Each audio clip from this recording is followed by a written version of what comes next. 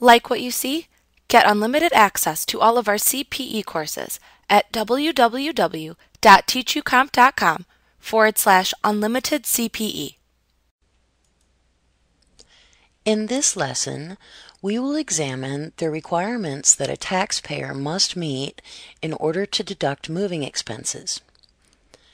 In order for a taxpayer to consider moving expenses deductible, he or she must meet three basic requirements.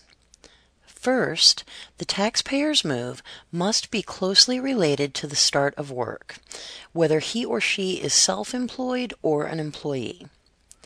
Second, the taxpayer must meet the distance test. Finally, the taxpayer must meet the time test.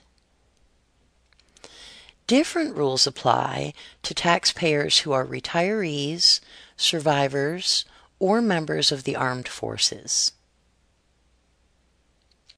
Get unlimited access to all of our CPE courses at www.teachucomp.com/unlimited CPE.